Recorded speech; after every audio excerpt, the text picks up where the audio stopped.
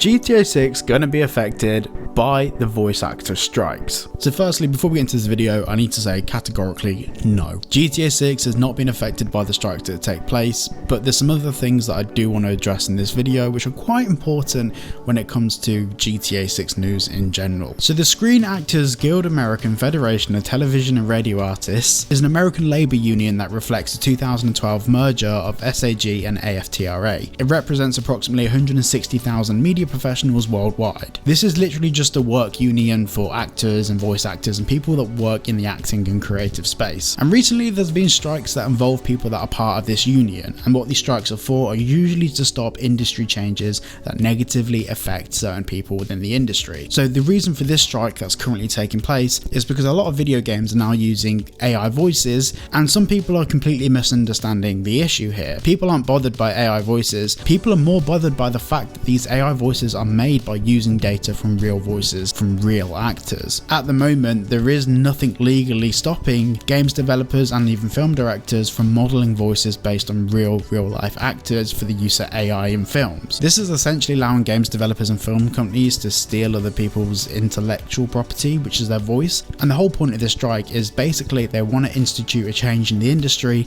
that allows people's voices to be protected by copyright law. And usually a lot of these actor strikes I really don't care about, but this is something that I do think is very valid. The fact is, if someone can voice 20 minutes of voiceover, then all of a sudden have the whole voice cloned for a whole video game, is scary for the future of gaming and of course the creative industry. So why doesn't this affect GTA 6? Well, these strikes are for projects that began after August the 25th, 2023. We know GTA 6 has been in production for way before then, and realistically speaking, it's very likely that the majority of the voice acting stuff for GTA 6 is already done. We know this from internal letters that were leaked from Rockstar about GTA 6 entering the final stages of development, which is usually the polishing and cleaning up phase of the game, so there's probably not that much voice work currently in progress. A recent Forbes article confirms this in a bit more detail with the following. Kotaku went through the stipulations of the strike and the answer is no. GTA 6 is not one of the games being struck because it was already in production earlier than August the 25th, 2023, a measure that also includes ongoing live service games, as those are covered by a previous contract. The same thing applies to GT Online. Those ongoing contracts with voice actors for GT Online content have probably been signed into 3 to 5 year deals with Rockstar Games. For companies as big as Rockstar Games, that's usually the industry standard for ongoing games, anywhere from 2 to 5 years. However, the catch in this whole situation is that workers can choose to not work on the game in solidarity when the strike is going on, and they can't be penalised or fired or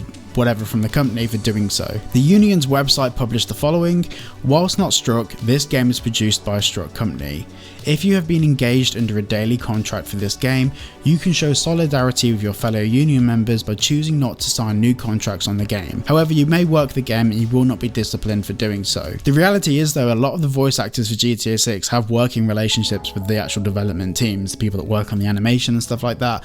A lot of the people do work quite closely together. So by someone not showing up to work because of the strikes, yes, they're legally not going to have any repercussions from Rockstar, they're not going to be fired, etc. But it is going to damage the working relationship.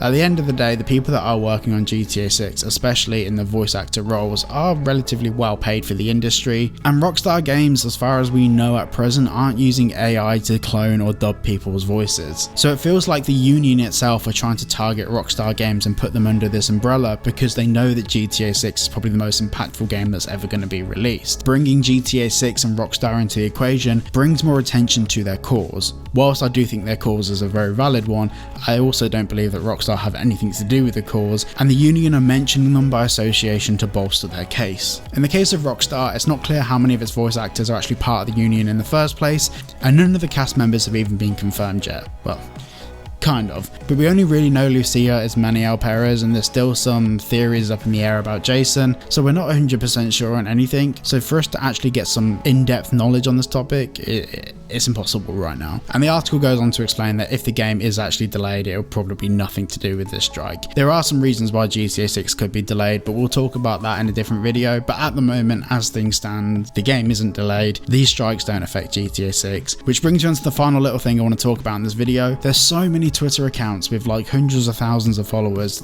calling themselves GTA 6 news channels, and if you follow me on Twitter, you'll know that I've been constantly reposting a lot of these tweets and just debunking the ones that are fake. And some accounts in particular, 90% of the stuff they post is complete fabrications. They know that a lot of young people will see it, click it, and at the end of the day, if people click it, the accounts get paid. But I want to say here, if there aren't any sources linked below a tweet, and if they're not able to back up half their claims in the tweets that they're making, it's probably false. Please be careful what you believe on the internet. Thank you for watching today's video, and massive thank you to all my channel members, and I'll see you all in the next one. Spin the cylinder,